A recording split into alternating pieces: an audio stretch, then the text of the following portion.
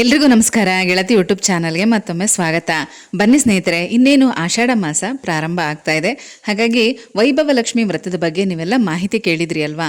ಈ ಒಂದೇ ವಿಡಿಯೋದಲ್ಲಿ ಈ ಒಂದು ಪೂಜೆಗೆ ಹೇಗೆ ಸಿದ್ಧತೆ ಮಾಡ್ಕೋಬೇಕು, ಹಾಗೆ ಕಳಸ ಸ್ಥಾಪನೆ ಹೇಗೆ ಮಾಡಬೇಕು, ಮಂತ್ರ ಸಹಿತ ಸಂಕಲ್ಪ ಸಹಿತ ಯಾವ ರೀತಿ ಪೂಜೆ ಮಾಡಬೇಕು, ಹಾಗೆಯೇ ಕಳಸವನ್ನು ಯಾವ ರೀತಿ ವಿಸರ್ಜನೆ ಮಾಡಬೇಕು, ಮತ್ತು ಕೊನೆ ವಾರದ ಪೂಜೆನ ಹೇಗೆ ಮಾಡಬೇಕು, ಪೂರ್ತಿ ಸಂಪೂರ್ಣ ಈ ವ್ರತದ ಮಾಹಿತಿಯನ್ನು ಈ ಒಂದೇ ವಿಡಿಯೋದಲ್ಲೇ ತಿಳಿಸಿದ್ದೀನಿ. ಯಾಕಂದರೆ ಈ ವಿಡಿಯೋ ನೀವು ಸೇವ್ ಮಾಡಿ ಇಟ್ಕೊಂಡ್ರೆ ನಿಮಗೆ ಪೂರ್ತಿ ಮಾಹಿತಿ ಒಂದೇ ವಿಡಿಯೋದಲ್ಲೇ ಸಿಗುತ್ತೆ. ಜುಲೈ 14ನೇ ತಾರೀಕು ಅಮಾವಾಸ್ಯೆ ಇದೆ. ಅಮಾವಾಸ್ಯೆ ಮುಗಿದ್ಮೇಲೆ ಆಷಾಢ ಮಾಸ ಪ್ರಾರಂಭ ಆಗುತ್ತೆ. ಹಾಗಾಗಿ ಮೊದಲನೇ ಶುಕ್ರವಾರ ನಿಮಗೆ 17ನೇ ತಾರೀಕು ಬರುತ್ತೆ. ಆ ದಿನದಿಂದ ಈ ವೈಭವಲಕ್ಷ್ಮಿ ವ್ರತವನ್ನು ಪ್ರಾರಂಭ ಮಾಡಬಹುದು. ಈ ಒಂದು ವ್ರತವನ್ನು ಮಾಡೋದಕ್ಕೆ ಮೊದಲು ಲಾವಂಚ ಬೇರು ಇದನ್ನು ಕಳಸದ ಒಳಗಡೆ ಹಾಕೋದಕ್ಕೆ ಎಲ್ಲ ಗ್ರಂಥಿಗೆ ಅಂಗಡಿಗಳಲ್ಲೂ ಕೂಡ ಸಿಗುತ್ತೆ, ತಂದಿಟ್ಕೊಳ್ಳಿ. ಹಾಗೆ ಕಳಸವನ್ನು ಸ್ಥಾಪನೆ ಮಾಡೋದಕ್ಕೆ ಬೆಳ್ಳಿ ಅಥವಾ ತಾಮ್ರದ ಚೆಂಬು ಚಿಕ್ಕದು, ಲಕ್ಷ್ಮೀನಾರಾಯಣರ ವಿಗ್ರಹ ಇದ್ದರೆ ಅದನ್ನ ಇಡಬಹುದು. ಇಲ್ಲ ಅನ್ನೋರು ಲಕ್ಷ್ಮಿ ಫೋಟೋ ಇದ್ದರೆ ಕೂಡ ಇಟ್ಟು ಪೂಜೆ ಮಾಡಬಹುದು. ಹಾಗೆಯೇ ವೈಭವ ಲಕ್ಷ್ಮಿ ಅಂಥೇಳಿ ಪೂಜೆ ಮಾಡೋದಕ್ಕೆ ಒಂದು ಬೆಳ್ಳಿ ಕಾಯಿನೋ ಅಥವಾ ಯಾವುದಾದ್ರೂ ಒಂದು ಚಿನ್ನದ ಒಡವೆ ಇದನ್ನು ಇಡಬೇಕಾಗತ್ತೆ. ಇಲ್ಲ ಅನ್ನೋರು 5 ರೂಪಾಯಿ 10 ರೂಪಾಯಿ ಕಾಯಿನ್ ಕೂಡ ಅಥವಾ ಒಂದು 51 ರೂಪಾಯಿನೋ 101 ರೂಪಾಯಿನೋ ಇದನ್ನೂ ಕೂಡ ಇಟ್ಟು ವೈಭವ ಲಕ್ಷ್ಮಿ ಅಂತ ಹೇಳಿ ಪೂಜೆ ಮಾಡಬಹುದು. ಇನ್ನು ಅಕ್ಷತೆ, ತುಪ್ಪದ ಬತ್ತಿಗಳು, ಗೆಜ್ಜೆ ವಸ್ತ್ರ, ಅರಿಶಿಣ, ಕುಂಕುಮ, ಹೂಗಳು, ಊದ್ಬತ್ತಿ, ಕರ್ಪೂರ, ಧೂಪ, ಸಾಂಬ್ರಾಣಿ ಈ ಥರ ಪೂಜೆಗೆ ಬೇಕಾಗಿರುವಂಥ ಎಲ್ಲ ಸಾಮಗ್ರಿಗಳನ್ನು ರೆಡಿ ಮಾಡಿ ಇಟ್ಕೋಬೇಕು. ನೈವೇದ್ಯ ಮೊದಲನೇ ವಾರದಿಂದ ಕೊನೆ ವಾರದ ತನಕ ಕೂಡ ಒಂದು ಸಿಹಿ ಮತ್ತು ಒಂದು ಖಾರದ ನೈವೇದ್ಯವನ್ನು ಮಾಡಬೇಕು. ಪ್ರತಿ ವಾರ ಕೋಸಂಬರಿ ಅಂತೂ ಇರಲೇಬೇಕು. ಅದ್ರ ಜೊತೆಗೆ ಒಂದು ಸಿಹಿ ನೈವೇದ್ಯ, ಪಾಯಸನೋ, ಪೊಂಗಲ್ಲು, ಸಜ್ಜಿಗೆ, ಸಿಹಿ ಅವಲಕ್ಕಿ ಈ ರೀತಿ ಏನು ಬೇಕಾದರೂ ನೀವು ಮಾಡಬಹುದು. ಹಾಗೆ ಈ ಒಂದು ವ್ರತದ ಬುಕ್ಕನ್ನು ಮೊದಲು ತೊಗೊಂಡಾದ್ಮೇಲೆ ಮೊದಲು ಅದನ್ನು ಒಂದು ಸಲ ಓದ್ಕೊಳ್ಳಿ. ಈ ನಿಯಮಗಳೆಲ್ಲ ಏನೇನಿದೆ ಅನ್ನೋದು ನಿಮಗೆ ಗೊತ್ತಾಗುತ್ತೆ. ಪ್ರತಿ ಶುಕ್ರವಾರ ಸಂಜೆ ಗೋಧೂಳಿ ಸಮಯದಲ್ಲೇ ಈ ಒಂದು ಲಕ್ಷ್ಮೀ ಪೂಜೆನ ಮಾಡಬೇಕು. 5:15 7 ಗಂಟೆ ಒಳಗಾಗಿ ಮಾಡಬೇಕು. ಕೆಲವರೆಲ್ಲ ನಾವು ಕೆಲ್ಸಕ್ಕೆ ಹೋಗ್ತೀವಿ, ಸಂಜೆ ಬಂದು ಮಾಡೋದಕ್ಕಾಗಲ್ಲ ಅಂತ ಎಲ್ಲ ಕಮೆಂಟಲ್ಲಿ ಕೇಳಿದ್ದೀರಾ. ಅಂಥವರು ಬೆಳಗಿನ ಬ್ರಾಹ್ಮಿ ಮುಹೂರ್ತದಲ್ಲಿ ಪೂಜೆ ಮಾಡಿಬಿಡಿ. ಕಳಸ ಎಲ್ಲ ಇಟ್ಟು ಪೂಜೆ ಮಾಡಿ ಸಂಜೆ ಮತ್ತೆ ಮನೆಗೆ ಬಂದಮೇಲೆ ಕೈಕಾಲು ಮುಖ ತೊಳ್ಕೊಂಡು ನೀವು ದೇವ್ರ ಮುಂದೆ ದೀಪ ಹಚ್ಚಿ ಇಬ್ಬರನ್ನಾದ್ರೂ ಹೆಣ್ಮಕ್ಳನ್ನ ಮನೆಗೆ ಕರೆದು ಕುಂಕುಮ ಕೊಡಬೇಕು. ಅಟ್ಲೀಸ್ಟ್ ಇದನ್ನಾದರೂ ನೀವು ಸಂಜೆ ಮಾಡಲೇಬೇಕು. ಈ ಒಂದು ಯಂತ್ರ ಪ್ರತಿಯೊಂದು ವೈಭವಲಕ್ಷ್ಮಿ ವ್ರತದ ಬುಕ್ಕಿನ ಮಧ್ಯಭಾಗದಲ್ಲಿರುತ್ತೆ. ಗಜಲಕ್ಷ್ಮಿ ಮತ್ತು ಮಹಾಲಕ್ಷ್ಮಿ ಯಂತ್ರ ಇದನ್ನು ಹಿಂಭಾಗದಲ್ಲಿ ಇಡಬೇಕು. ಲಕ್ಷ್ಮಿ ಫೋಟೋ ಇದ್ದರೂ ಕೂಡ ಲಕ್ಷ್ಮಿ ಫೋಟೋ ಮುಂಭಾಗದಲ್ಲೋ ಅಥವಾ ಪಕ್ಕದಲ್ಲೋ ನೀವು ಈ ರೀತಿ ಇಡಬಹುದು. ಇನ್ನು ಕಳಸದ ಬಗ್ಗೆ ಕೂಡ ನೀವು ತುಂಬಾ ಪ್ರಶ್ನೆ ಕೇಳಿದ್ದೀರಾ. ಕೆಲವ್ರ ಮನೇಲಿ ಕಳಸ ಇಡೋ ಪದ್ಧತಿ ಇರುತ್ತೆ, ಕೆಲವ್ರ ಮನೇಲಿ ಕಳಸ ಇಡೋ ಪದ್ಧತಿ ಇರಲ್ಲ.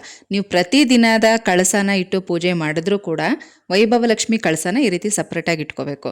ಕೆಲವರು ತೆಂಗಿನಕಾಯಿ ಇಟ್ಟು ಅಲ್ಲಿಗೇ ಮಹಾಲಕ್ಷ್ಮಿನ ಆವಾಹನೆ ಮಾಡ್ತೀರಾ. ಪರವಾಗಿಲ್ಲ, ನಿಮ್ಮ ಪದ್ಧತಿ ಹೇಗಿದೆಯೋ ಆ ರೀತಿ ಕಳಸನ ಇಟ್ಕೊಳ್ಳಿ. ಆದರೆ ಈ ಒಂದು ಬುಕ್ಕಲ್ಲಿ ಕೊಟ್ಟಿರೋ ಪ್ರಕಾರ ನೀರು ತುಂಬಿದ ಕಳಸದ ಮೇಲೆ ಲಕ್ಷ್ಮಿಯನ್ನು ಪ್ರತಿಷ್ಠಾಪನೆ ಮಾಡಬೇಕು ಅನ್ನೋದು. ಹಾಗಾಗಿ ಒಂದು ಪೀಠ ಇಟ್ಟು ರಂಗೋಲಿ ಹಾಕಿ ಅದ್ರ ಮೇಲೆ ಅರಿಶಿನ ಕುಂಕುಮ ಹೂವೆಲ್ಲನೂ ಹಾಕಿ ಅದ್ರ ಮೇಲೆ ಒಂದು ಪ್ಲೇಟಲ್ಲಿ ಅಕ್ಕಿನ ಹಾಕಿ ಒಂದು ತಾಮ್ರದ ಅಥವಾ ಬೆಳ್ಳಿ ಚೆಂಬಲ್ಲಿ ನೀರನ್ನು ತುಂಬಿಸಿಟ್ಟು ವಿಳ್ಳೆದೆಲೆ ಅಥವಾ ಮಾವಿನೆಲೆ 5 ಅಥವಾ 9 ವಿಳ್ಳೆದೆಲೆ ಅಥವಾ ಮಾವಿನ ಎಲೆನ ಇಟ್ಟು ಅದರ ಮೇಲೆ ಒಂದು ಪ್ಲೇಟು ಅಥವಾ ಬಟ್ಲಲ್ಲಿ ಅಕ್ಕಿನ ಹಾಕಿ ಲಕ್ಷ್ಮೀ ನಾರಾಯಣರನ್ನು ಅದರಲ್ಲಿ ಪ್ರತಿಷ್ಠಾಪನೆ ಮಾಡಬೇಕು. ಅಥವಾ ನಿಮ್ಮ ಮನೇಲಿ ವಿಗ್ರಹ ಇಲ್ಲ ಅಂದರೆ ಆ ಬಟ್ಲೊಳಗಡೆ ಚಿನ್ನದ ಆಭರಣ ಅಥವಾ ಬೆಳ್ಳಿ ಕಾಯಿನು ಅಥವಾ ದುಡ್ಡು ಇದಿಷ್ಟನ್ನು ಕೂಡ ಇಡಲೇಬೇಕಾಗತ್ತೆ ಅದರೊಳಗಡೆ. ಇದನ್ನೇ ನಾವು ವೈಭವ ಲಕ್ಷ್ಮಿ ಅಂತ ಹೇಳಿ ಪೂಜೆ ಮಾಡುವಂಥದ್ದು. ಈ ಕಳಸಕ್ಕೇನೆ ವೈಭವ ಲಕ್ಷ್ಮಿಯನ್ನು ಆವಾಹನೆ ಮಾಡಿ ಪೂಜೆ ಮಾಡಬೇಕು. ಅಥವಾ ನೀವೇನಾದರೂ ತೆಂಗಿನಕಾಯಿ ಕಳಸ ಇಡ್ತೀರಾ ಅಂದರೆ ಆ ಕಳಸದ ಮುಂಭಾಗದಲ್ಲಿ ಒಂದು ಬಟ್ಲಲ್ಲಿ ಈ ರೀತಿ ಅಕ್ಕಿನ ಹಾಕಿ ಅದರೊಳಗಡೆ ಲಕ್ಷ್ಮಿ ವಿಗ್ರಹ ಅಥವಾ ಈಗ ನಾನು ಹೇಳಿದಾಗೆ ಚಿನ್ನ ಬೆಳ್ಳಿ ಆಭರಣಗಳು ಅಥವಾ ದುಡ್ಡು 21, 51, 101 ಯಥಾಶಕ್ತಿ. ಚಿನ್ನ ಬೆಳ್ಳಿ ಇಲ್ಲ ಅನ್ನೋರು ಈ ರೀತಿ ದುಡ್ಡನ್ನು ಇಟ್ಟು ಪೂಜೆ ಮಾಡಬಹುದು. 8 ವಾರ ಅದೇ ದುಡ್ಡನ್ನು ಇಟ್ಟು ಪೂಜೆ ಮಾಡಬೇಕು. ಆಮೇಲೆ ಆ ದುಡ್ಡನ್ನು ಯಾವುದೇ ಕಾರಣಕ್ಕೂ ಖರ್ಚು ಮಾಡಬೇಡಿ. ಒಂದು ಕೆಂಪು ಬಟ್ಟೆಯಲ್ಲಿ ಕಟ್ಟಿ ನಿಮ್ಮ ಕ್ಯಾಶ್ ಬಾಕ್ಸಲ್ಲಿ ಇಟ್ಕೊಳ್ಳಿ. ಒಡವೆ ಇರೋ ಅಂಥವ್ರು ಅದನ್ನು ಇಟ್ಟು ಪೂಜೆ ಮಾಡ್ಬೋದು. ಹಾಗೆ ನೋಡಿ, ಕಳಸದ ಒಳಗಡೆ ಈ ಲಾವಂಚೆ ಬೇರನ್ನು ಹಾಕಬೇಕು. ಆ ಒಂದು ಕ್ಲಿಪ್ಪಿಂಗ್ ಮಿಸ್ ಆಗಿತ್ತು, ಅದಕ್ಕೆ ನಿಮಗೆ ಸಪ್ರೇಟಾಗಿ ತೋರಿಸ್ತಾ ಇದ್ದೀನಿ. ಲಾವಂಚೆ ಬೇರನ್ನು ಮರಿದೇ ನೀವು ಲಕ್ಷ್ಮೀ ಪೂಜೆಯಲ್ಲಿ ಬಳಸಬೇಕು. ಹಾಗಾಗಿ ಕಳಸದ ಒಳಗಡೆ ಈ ಲಾವಂಚ ಬೇರು, ಅರಿಶಿಣ, ಕುಂಕುಮ, ಒಂದು ಬಿಲ್ಪತ್ರೆ ದಳ ಇದಿಷ್ಟನ್ನು ಕೂಡ ಹಾಕಿ ಆಮೇಲೆ ನೀವು ಈ ರೀತಿ ಕಳಸನ ರೆಡಿ ಮಾಡ್ಕೋಬೇಕಾಗತ್ತೆ. ಬಿಳಿ ಅಥವಾ ಕೆಂಪು ಹೂಗಳು, ತಾವರೆ ಹೂ ಸಿಕ್ಕಿದ್ರೆ ತುಂಬ ಒಳ್ಳೆಯದು. ಸಿಗಲಿಲ್ಲ ಅಂದರೆ ಸುವಾಸನೆ ಭರಿತವಾದಂಥ ಯಾವುದೇ ಹೂಗಳನ್ನ ಉಪಯೋಗಿಸ್ಬೋದು. ಸಂಜೆ ಹೊತ್ತು ಈ ಪೂಜೆ ಮಾಡೋದ್ರಿಂದ ಸೂಜಿ ಮಲ್ಲಿಗೆ ತುಂಬ ಚೆನ್ನಾಗಿರುತ್ತೆ, ತುಂಬ ಪರಿಮಳ ಇರುತ್ತೆ. ಸಂಪಿಗೆ ಹೂವು, ಸೂಜಿ ಮಲ್ಲಿಗೆ, ಮರುಗ, ದವನ ಈ ರೀತಿ ಸುವಾಸನೆ ಭರಿತವಾದಂಥ ಹೂವು ಪತ್ರೆಗಳನ್ನು ಉಪಯೋಗಿಸಬಹುದು. ಇನ್ನು ರಂಗೋಲಿ ಅಲಂಕಾರ ಎಲ್ಲ ನಿಮ್ಮ ಇಷ್ಟಕ್ಕೆ ಬಿಟ್ಟಿದ್ದು. ಪ್ರತಿ ಶುಕ್ರವಾರನೂ ಪೂಜಾ ರೂಮ್ ಕ್ಲೀನ್ ಮಾಡಿ ಕಳಸನ ಸ್ಥಾಪನೆ ಮಾಡಲೇಬೇಕಾಗತ್ತೆ. ಈ ವ್ರತ ಶುರು ಮಾಡಿದಾಗ ನಿಮ್ಮ ಮನೆ ದೇವ್ರ ವಾರ ನೀವು ಯಾವತ್ತೇ ಮಾಡ್ಕೊಳ್ಳಿ, ಆದರೆ ವೈಭವ ಲಕ್ಷ್ಮಿ ವ್ರತ ಪ್ರಾರಂಭ ಮಾಡಿದ್ಮೇಲೆ ಪ್ರತಿ ಶುಕ್ರವಾರ ಪೂಜಾ ರೂಮ್ ಕ್ಲೀನ್ ಮಾಡಿ ಪೂಜೆ ಮಾಡಬೇಕು. ಅಂದರೆ ಹಿಂದಿನ ದಿನ ಗುರುವಾರ ಕ್ಲೀನ್ ಮಾಡ್ಕೊಳ್ಳಿ, ಶುಕ್ರವಾರ ದಿನ ಕಳಸ ಇಟ್ಟು ಪೂಜೆ ಮಾಡಬೇಕಾಗತ್ತೆ. ಈಗ ಹೇಳಿದ್ದೀನಿ, ಬೆಳಗ್ಗೆ ಅಥವಾ ಸಂಜೆ ಮಾಡಬಹುದು. ಬೆಳಗಿನ ಬ್ರಾಹ್ಮಿ ಮುಹೂರ್ತದಲ್ಲೂ ಮಾಡಬಹುದು, ಸಂಜೆಯ ಗೋಧೂಳಿ ಸಮಯದಲ್ಲೂ ಮಾಡಬಹುದು. ಬೆಳಗ್ಗೆ ಪೂಜೆ ಮಾಡಿದರೆ ತಪ್ಪದೆ ಸಂಜೆ ಕೂಡ ಕೈಕಾಲು ಮುಖ ತೊಳ್ಕೊಂಡು ದೇವಿ ಮುಂದೆ ತುಪ್ಪ ದೀಪ ಹಚ್ಚಿ ಏನಾದರೂ ಮತ್ತೆ ಒಂದು ಗ್ಲಾಸ್ ಹಾಲಾದರೂ ಕಾಯಿಸಿ ನೈವೇದ್ಯಕ್ಕಿಟ್ಟು ಪೂಜೆ ಮಾಡಿ ಒಂದಿಬ್ಬರು ಹೆಣ್ಮಕ್ಳನ್ನ ಸಂಜೆ ಹೊತ್ತೆ ಕರೆದು ಕುಂಕುಮ ಕೊಡಬೇಕು. ಅಥವಾ ಮನೆ ಅಕ್ಕಪಕ್ಕ ಯಾರು ಬರಲ್ಲ ಅಂತ ಅಂದರೆ ನೀವು ದೇವಸ್ಥಾನಕ್ಕೆ ತಾಂಬೂಲನೆಲ್ಲ ರೆಡಿ ಮಾಡಿಕೊಂಡು ತೊಗೊಂಡು ಹೋಗಿ ಸಂಜೆ ದೇವಸ್ಥಾನಕ್ಕೆ ಬರುವಂಥ ಅಲ್ಲೇ ಬರುವಂಥ ಯಾವುದಾದ್ರೂ ಒಂದು ಇಬ್ಬರು ಹೆಣ್ಣು ಮಕ್ಕಳಿಗೆ ಮುತ್ತೈದೆಯರಿಗೆ ನೀವು ಅಲ್ಲೇ ಅವ್ರಿಗೆ ತಾಂಬೂಲ ಕುಂಕುಮ ಎಲ್ಲನೂ ಕೂಡ ಕೊಡಬಹುದು. ಪ್ರತಿ ವಾರ ಕೂಡ ನೀವು ಇದೇ ರೀತಿ ಮಾಡಿ ಪ್ರತಿ ವಾರ 2 ಅಥವಾ 5 ಅಥವಾ 8 ಜನ ಹೆಣ್ಣು ಮಕ್ಕಳಿಗೆ ಕುಂಕುಮ ಕೊಡಲೇಬೇಕು. ನಿಮಗೆ ಪ್ರತಿ ವಾರ 8 ಜನ ಕೊಡೋಕ್ಕಾಗಲಿಲ್ಲ ಅಂದರೂ ಕೂಡ ಕೊನೆ ವಾರ ಆದ್ರೂ 8 ಜನರಿಗೆ ಈ ಒಂದು ವ್ರತದ ಬುಕ್ಕಿನ ಸಮೇತವಾಗಿ ಏನಾದರೂ ಒಂದು ಯಥಾಶಕ್ತಿ ಉಡುಗೊರೆ ಜೊತೆಗೆ ನೀವು ತಾಂಬೂಲನ ಕೊಡಲೇಬೇಕಾಗತ್ತೆ. ಆದಷ್ಟು ಪೂಜೆಗೆ ಬೇಕಾಗಿರೋಂಥ ಎಲ್ಲ ವಸ್ತುಗಳನ್ನು ಸರಿಯಾಗಿ ಜೋಡಿಸ್ಕೊಂಡು ಒಂದೇ ಸಲ ಪೂಜೆಗೆ ಕೂತ್ಕೊಳ್ಳಿ. ಅಂದರೆ ಅರಿಶಿನ, ಕುಂಕುಮ, ಅಕ್ಷತೆ, ಬಿಡಿ ಹೂಗಳು ಮತ್ತು ನೀರು ತುಂಬಿರುವಂಥ ಒಂದು ಪಂಚಪತ್ರೆ, ಅಥವಾ ನಿಮ್ಮ ಹತ್ರ ಪಂಚಪತ್ರೆ ಏನಾದರೂ ಇಲ್ಲ ಅಂತಂದರೆ ಒಂದು ಗ್ಲಾಸಲ್ಲೋ ಒಂದು ತಾಮ್ರದ ಚೆಂಬಲ್ಲೋ ಒಂದು ಸ್ಪೂನ್ ಹಾಕಿ ನೀರಿಟ್ಕೊಳ್ಳಿ, ಒಂದು ಪ್ಲೇಟ್ ಇಟ್ಕೊಳ್ಳಿ. ಗೆಜ್ಜೆ ವಸ್ತ್ರ, ಕರ್ಪೂರ ಮತ್ತು ಸಾಂಬ್ರಾಣಿ ಬತ್ತಿ, ಊದ್ಬತ್ತಿ ಎಲ್ಲನೂ ಕೂಡ ಜೋಡಿಸ್ಕೊಂಡು, ಮತ್ತು ನೈವೇದ್ಯಕ್ಕೆ ಏನು ನೀವು ತಿಂಡಿ ಮಾಡಿರ್ತೀರೋ ಅದನ್ನು ಕೂಡ ಒಂದು ಬಟ್ಲಲ್ಲಿ ಹಾಕ್ಕೊಂಡು, ತುಳಸಿ ದಳ ಪ್ರತಿಯೊಂದನ್ನು ಕೂಡ ಜೋಡಿಸ್ಕೊಂಡು ನೀವು ಕೂಡ ಆದಷ್ಟು ಚೆನ್ನಾಗಿ ರೆಡಿ ಆಗಬೇಕು. ಯಾವಾಗಲೂ ಅಷ್ಟೇ ಲಕ್ಷ್ಮೀ ಪೂಜೆ ಮಾಡುವಾಗ ಹೇಗಂದರೆ ಹಾಗೆ ರೆಡಿ ಆಗೋದು, ಅಥವಾ ನೈಟಿ ಹಾಕ್ಕೊಂಡಿದ್ರೆ ಅದರಲ್ಲೇ ಪೂಜೆ ಕೂತ್ಕೊಳ್ಳೋದು, ಡ್ರೆಸ್ ಹಾಕ್ಕೊಂಡಿದ್ರೆ ಅದರಲ್ಲೇ ಪೂಜೆ ಕೂತ್ಕೊಳ್ಳೋದು, ಈ ರೀತಿ ಮಾತ್ರ ಮಾಡೋಕ್ಕೆ ಹೋಗಬೇಡಿ.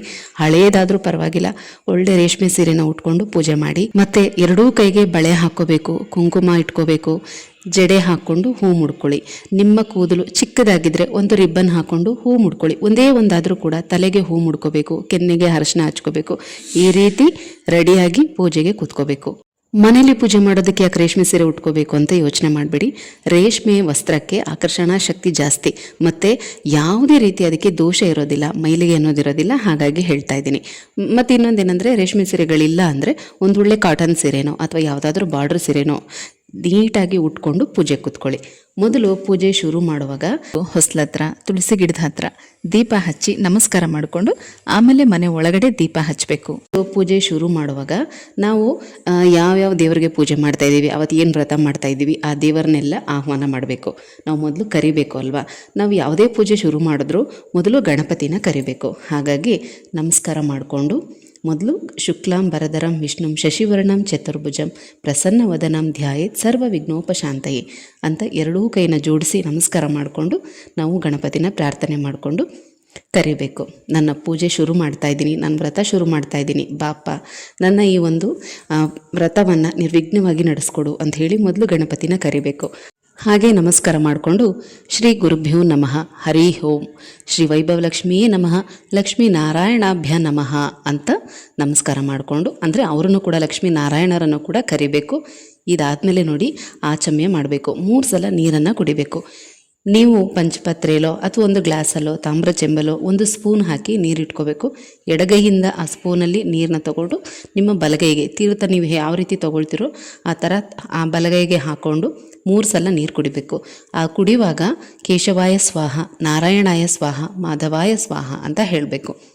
ಆಮೇಲೆ ಕೈಯಲ್ಲಿ ಅಕ್ಷತೆ ಮತ್ತು ತುಳಸಿಯನ್ನು ಇಟ್ಕೊಂಡು ನಾರಾಯಣನ 12 ನಾಮಗಳನ್ನು ಹೇಳಬೇಕು.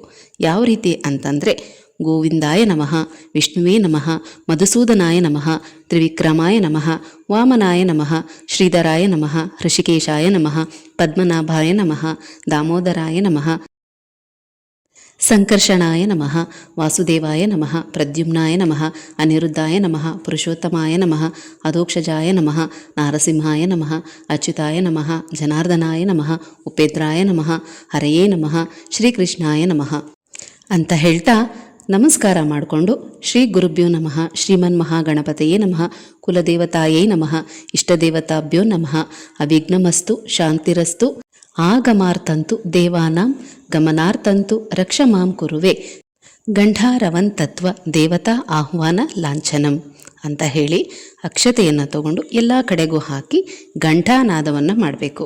ಈಗ ಗಣಪತಿ ಪ್ರಾರ್ಥನೆ, ಲಕ್ಷ್ಮೀ ನಾರಾಯಣ, ನಮ್ಮ ಇಷ್ಟ ದೇವತೆ, ಕುಲದೇವತೆ, ಗ್ರಾಮ ದೇವತೆ ಎಲ್ಲರನ್ನೂ ಕೂಡ ಸ್ಮರಣೆ ಮಾಡ್ಕೊಂಡಿದ್ದಾಯಿತು. ಅಂದರೆ ಅವರೆಲ್ಲರಿಂದ ನಾವು ಅಪ್ಪಣೆ ಪಡ್ಕೊಂಡಿದ್ದಾಯಿತು. ಪೂಜೆನ ಶುರು ಮಾಡ್ತೀವಿ.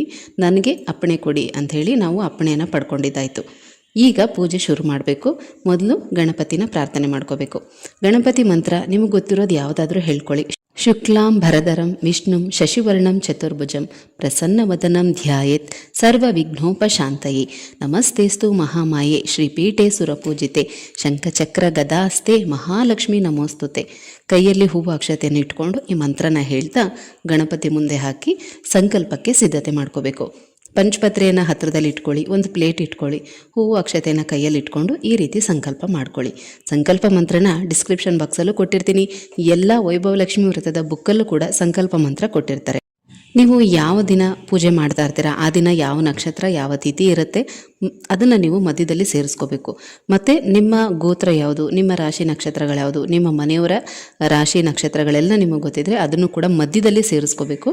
ಬಲಗೈಯಲ್ಲಿ ಹೂವು ಅಕ್ಷತೆಯನ್ನು ಇಟ್ಕೊಂಡು ಶುಭೆ ಶೋಭನೆ ಮುಹೂರ್ತೆ ಆದ್ಯ ಬ್ರಹ್ಮಣಃ ದ್ವಿತೀಯ ಪರಾರ್ಧ್ರೆ ಶ್ವೇತಾವರಹ ಕಲ್ಪೆ ವೈವಸ್ವತ ಮನ್ವಂತರೆ ಕಲಿಯುಗೆ ಪ್ರಥಮ ಪಾದೆ ಭರತವರ್ಷೆ ಭರತಖಂಡೆ ಜಂಬೂದ್ವೀಪೆ ದಂಡಕಾರಣ್ಯೆ ಗೋದಾವರ್ಯಾಃ ದಕ್ಷಿಣೇ ತೀರೆ ಶಾಲಿವಾಹನ ಶಕೆ ಬೌದ್ಧಾವತಾರೆ ಶ್ರೀರಾಮಕ್ಷೇತ್ರೆ ಅಸ್ಮಿನ್ ವರ್ತಮಾನೇನ ನಾಮ ಸಂವತ್ಸರೆ ಆಯನೆ. ಇಲ್ಲಿ ಮಧ್ಯದಲ್ಲಿ ಋತು, ಮಾಸ, ತಿಥಿ, ಯಾವ ವಾರ, ಯಾವ ನಕ್ಷತ್ರ ಅಂತ ಕೊಟ್ಟಿರ್ತಾರೆ. ಅದನ್ನೆಲ್ಲ ನೀವು ಸೇರಿಸ್ಕೋಬೇಕು.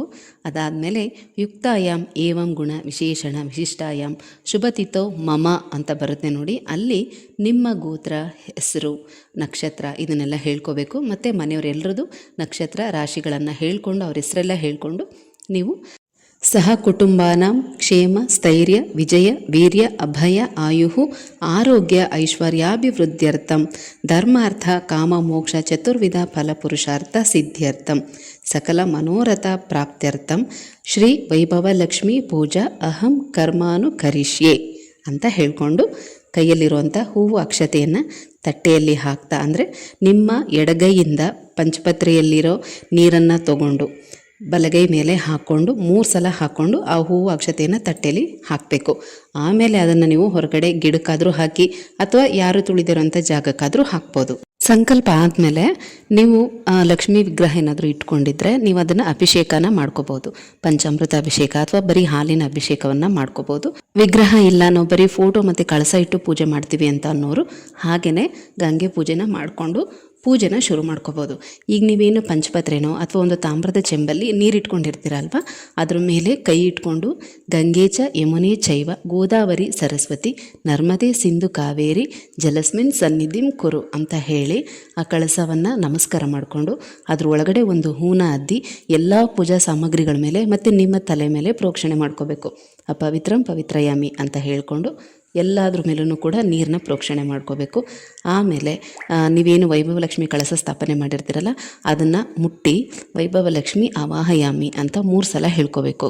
ಈಗ ಗಣಪತಿ ಪೂಜೆ, ನಾರಾಯಣನ ಪೂಜೆ, ನಾರಾಯಣನ ದ್ವಾದಶ ನಾಮಗಳು ಹೇಳ್ಕೊಂಡ್ವಿ. ಮನೆ ದೇವರು, ಕುಲದೇವರು ಎಲ್ಲರೂ ಕೂಡ ಸ್ಮರಣೆ ಮಾಡಿಕೊಂಡು ಅವರೆಲ್ಲರ ಅಪ್ಪಣೆ ಪಡ್ಕೊಂಡ್ವಿ. ಮತ್ತು ಸಂಕಲ್ಪ ಕೂಡ ಮಾಡಿ ಆಯಿತು. ಗಂಗೆ ಪೂಜೆ ಕೂಡ ಆಯಿತು. ಹಾಗೆ ವೈಭವಲಕ್ಷ್ಮಿಯನ್ನು ಆವಾಹನೆ ಮಾಡಿದ್ದು ಆಯಿತು. ಇನ್ನು ವೈಭವಲಕ್ಷ್ಮಿಯ ಧ್ಯಾನವನ್ನು ಮಾಡ್ತಾ ಪೂಜೆ ಶುರು ಮಾಡಬೇಕು. ಒಂದೊಂದು ಬುಕ್ಕಲ್ಲಿ ಒಂದೊಂದು ಮಂತ್ರ ಕೊಟ್ಟಿರ್ತಾರೆ. ವೈಭವಲಕ್ಷ್ಮಿಯ ಧ್ಯಾನ ಮಂತ್ರ ಒಂದೊಂದು ಬುಕ್ಕಲ್ಲಿ ಒಂದೊಂದು ಥರ ಕೊಟ್ಟಿರ್ತಾರೆ. ಹಾಗಾಗಿ ನಿಮ್ಮ ವ್ರತದ ಬುಕ್ಕಲ್ಲಿ ಯಾವ ಮಂತ್ರ ಇದೆಯೋ ಅದನ್ನು ಹೇಳ್ಕೊಳ್ಳಿ. ಅದು ಇಲ್ಲ ಅಂತಂದರೆ ಸರ್ವಮಂಗಳ ಮಾಂಗಲ್ಯೆ ಶಿವೇ ಸರ್ವಾರ್ಥ ಸಾಧಿಕೆ ಶರಣ್ಯೇ ತ್ರಯಂಬಕೆ ದೇವಿ ನಾರಾಯಣಿ ನಮಸ್ತುತೆ ಇದನ್ನು ಹೇಳಿಕೊಂಡು ಆವಾಹಯಾಮಿ ಆಸನಂ ಸಮರ್ಪಯಾಮಿ ಅರ್ಘ್ಯ ಪಾದ್ಯ ಆಚಮನ ಸ್ನಾನ ವಸ್ತ್ರ ಅಕ್ಷತಾಂ ಸಮರ್ಪಯಾಮಿ. ವೈಭವಲಕ್ಷ್ಮಿಗೆ ಷೋಡಶೋಪಚಾರ ಪೂಜೆಯನ್ನು ಮಾಡಿದ್ದೀವಿ ಅಂತ ನಾವು ನೆನೆಸ್ಕೋಬೇಕು. ಅಂದರೆ ಮನಸ್ಸಲ್ಲಿ ಅಂದ್ಕೋಬೇಕು, ನಿಮಗೆ ಇದನ್ನೆಲ್ಲ ನಾನು ಮಾಡಿದ್ದೀನಿ, ಬನ್ನಿ ಈ ಪೀಠದ ಮೇಲೆ ಕೂತ್ಕೊಳ್ಳಿ, ನಾವು ಮಾಡೋ ಅಂಥ ಎಲ್ಲ ಪೂಜೆನೂ ಮತ್ತು ಅಭಿಷೇಕವನ್ನು ಅರ್ಚನೆಯನ್ನು ಎಲ್ಲನೂ ಕೂಡ ನೀವು ಸ್ವೀಕರಿಸಿ ಅಂತ ಮನಸ್ಸಿನಲ್ಲಿ ಒಂದು ಕೈಯಲ್ಲಿ ಹೂವು ಅಕ್ಷತೆಯನ್ನು ಇಟ್ಕೊಂಡು ಮನಸ್ಸಲ್ಲಿ ವೈಭವ ಲಕ್ಷ್ಮಿಯನ್ನು ಧ್ಯಾನ ಮಾಡ್ತಾ ಆ ಹೂವು ಅಕ್ಷತೆಯನ್ನು ಕಳಸದ ಮುಂದೆ ಹಾಕಿ ನಮಸ್ಕಾರ ಮಾಡ್ಕೋಬೇಕು. ಗಂಧ, ಅರಿಶಿನ, ಕುಂಕುಮ, ಅಕ್ಷತೆ, ಬಿಡಿ ಹೂಗಳು ಇದನ್ನೆಲ್ಲ ಹತ್ತಿರದಲ್ಲೇ ಇಟ್ಕೊಂಡಿರ್ತೀರ ಅಲ್ವಾ. ಒಂದು ಹೂನ ಕೈಯಲ್ಲಿ ಇಟ್ಕೊಂಡು ಶ್ರೀ ವೈಭವ ಲಕ್ಷ್ಮಿಯೇ ನಮಃ ಗಂಧಂ ಸಮರ್ಪಯಾಮಿ ಅಂತ ಹೇಳಬೇಕು. ಅಂದರೆ ಗಂಧದ ಬಟ್ಲಿಗೆ ಆ ಹೂನ ಅದ್ದಿ ಅದನ್ನು ಕಳಸದ ಮುಂದೆ ಹಾಕಬೇಕು. ಮತ್ತೆ ಶ್ರೀ ವೈಭವಲಕ್ಷ್ಮಿಯೇ ನಮಃ ಅಂತ ಹೇಳಿ, ಅಂದರೆ ಕೈಯಲ್ಲಿ ಒಂದು ಹೂ ಇಟ್ಕೊಂಡೇ ಹೇಳ್ತಾ ಹೋಗಬೇಕು. ಆ ಹೂವನ್ನು ಮತ್ತೆ ಅರಿಶಿಣ ಕುಂಕುಮದಲ್ಲಿ ಅದ್ದಿ ಹರಿದ್ರಾ ಕುಂಕುಮಂ ಸಮರ್ಪಯಾಮಿ ಅಂತ ಹಾಕಬೇಕು. ಮತ್ತೆ ಇನ್ನೊಂದು ಹೂ ಕೈಯಲ್ಲಿ ಇಟ್ಕೊಂಡು ಶ್ರೀ ವೈಭವಲಕ್ಷ್ಮಿಯೇ ನಮಃ ಅಂತ ಹೇಳಿ ಅಕ್ಷತಂ ಸಮರ್ಪಯಾಮಿ, ಆ ಹೂವಿನ ಜೊತೆಗೆ ಒಂದು 5-6 ಕಾಳು ಅಕ್ಷತೆಯನ್ನು ಇಟ್ಕೊಂಡು ಅದನ್ನು ಕೂಡ ಕಳಸದ ಮುಂದೆ ಹಾಕಬೇಕು. ಮತ್ತೆ ಒಂದಷ್ಟು ಬಿಡಿ ಹೂಗಳನ್ನು ಕೈಯಲ್ಲಿ ಇಟ್ಕೊಂಡು ನಾನಾ ವಿಧ ಪರಿಮಳ ದ್ರವ್ಯಾಣಿ ಸಮರ್ಪಯಾಮಿ ಅಂತ ಹೇಳಿ ಅದನ್ನು ಕೂಡ ಕಳಸದ ಮುಂದೆ ಹಾಕಬೇಕು. ಮತ್ತೆ ಕೈಯಲ್ಲಿ ಸ್ವಲ್ಪ ಹೂವು ಅಕ್ಷತೆಯನ್ನು ಇಟ್ಕೊಂಡು ನಮಸ್ಕಾರ ಮಾಡಿಕೊಂಡು ಈ ಮಂತ್ರನ ಹೇಳಬೇಕು. ಹಿರಣ್ಯವರ್ಣಾಂ ಹರಿಣೀಂ ಸುವರ್ಣ ರಜತ ಸ್ರಜಾಂ ಚಂದ್ರಾಂ ಹಿರಣ್ಮಯೀ ಲಕ್ಷ್ಮೀಂ ಜಾತವೇದೋಮ ಆವಹ ಅಂತ ಹೇಳಿ ಧೂಪ ದೀಪ ನೈವೇದ್ಯಾದಿ ಸಮಸ್ತ ರಾಜೋಪಚಾರ ಪೂಜಾಂ ಸಮರ್ಪಯಾಮಿ ಅಂತ ಹೇಳಿಕೊಂಡು ಆ ಹೂವು ಅಕ್ಷತೆಯನ್ನು ಕಳಸದ ಮುಂದೆ ಹಾಕಬೇಕು. ಆನಂತರ ಸಿದ್ಧಿ ಲಕ್ಷ್ಮಿ ಸ್ತೋತ್ರವನ್ನು ಹೇಳ್ಕೋಬೇಕು. ಅದು ಕೂಡ ಒಂದೊಂದು ಬುಕ್ಕಲ್ಲಿ ಒಂದೊಂದು ರೀತಿ ಇರುತ್ತೆ. ನಿಮಗೆ ಯಾವ ರೀತಿ ನಿಮ್ಮ ಬುಕ್ಕಲ್ಲಿ ಕೊಟ್ಟಿರ್ತಾರೋ ಅದನ್ನು ಹೇಳ್ಕೊಬೋದು. ಶ್ರೀದೇವಿ ಪ್ರಥಮ ಪ್ರೋಕ್ತ, ದ್ವಿತೀಯ ಅಮೃತೋದ್ಭವ, ತೃತೀಯ ಕಮಲಾದೇವಿ, ಚತುರ್ಥಿ ಲೋಕಸುಂದರಿ, ಪಂಚಮಿ ವಿಷ್ಣುಪತ್ನಿ ಚ, ಷಷ್ಠಿ ಭುವನತ್ರಯ, ಸಪ್ತಮೀ ತು ವರಾರೋಹ, ಅಷ್ಟಮಿ ದೇವಿಕಾ ಸಾರಂಗಪಾಣೆ, ನವಮಿ ದಶಮಿ ಹರಿವಲ್ಲಭ, ಏಕಾದಶಿ ಮಹಾಲಕ್ಷ್ಮಿ, ದ್ವಾದಶಿ ಲೋಕಪೂಜಿತ. ಇದಂ ಮಂತ್ರಾತ್ಮಕಂ ಸ್ತೋತ್ರಂ ಯಃ ಪಠೇತ್ ಚ ಸುಚಿನ್ನರಃ ತಸ್ಯ ಸರ್ವಾಣಿ ಕಾರ್ಯಾಣಿ ಸಿದ್ಧಂತ್ಯೇವ ನ ಸಂಶಯಃ.